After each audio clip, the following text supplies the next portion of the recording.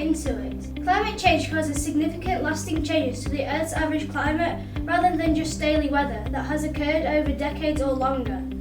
Climate change is caused primarily from the burning of coal, oil and gas, which acts like a blanket trapping heat. Other causes include deforestation and agricultural practices.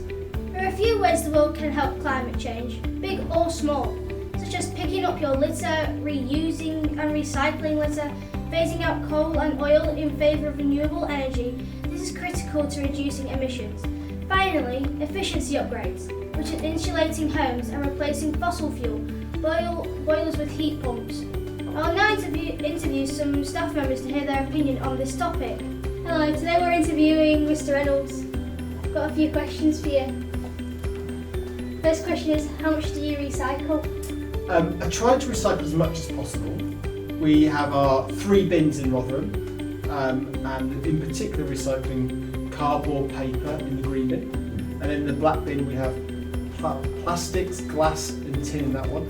And if I don't recycle, my bin overflows and my normal bin is, so I try to do as much as possible. I have to, wash out pots and cut my finger on tin lids as best as I can. Have you got an electric car? I don't. I would love to have one, but unfortunately they're quite expensive to get and to install, and there's not many second-hand ones at the moment, which I'd be able to afford, so I don't, unfortunately. What do you do to help the planet? Well, I recycle. That's probably the main thing. I try my hardest to not use my car as much as possible.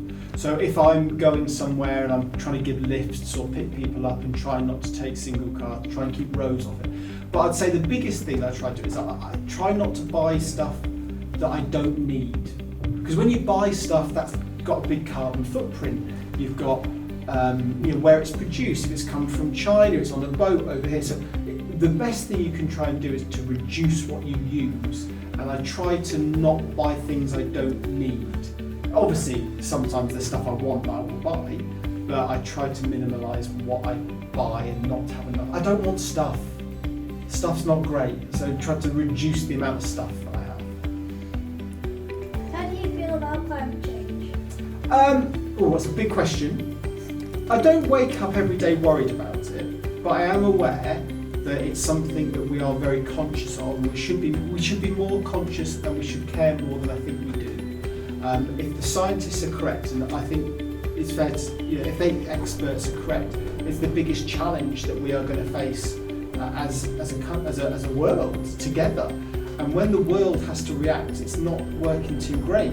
Countries don't always get on, and people have different opinions and different views, and that's going to make it hard to come up with a consensus and a way to move forward. So it worries me that we're not going to be able to fix it because we can't get on and we can't work together, and there's always somebody who's going to be saying, well, I don't agree with that, and that's a bit of a worry. But I don't wake up every day screaming, oh, climate change, okay? But it is something that does worry me. Do you do any gardening? I cut the grass when I have to. Occasionally I might do a bit of sweeping up. It's not one of my passions. It's not watching TV or staring at my phone. Things I'm really good at. So yeah, a little bit, but not much. Thank you. Thanks for watching. Dana signing off.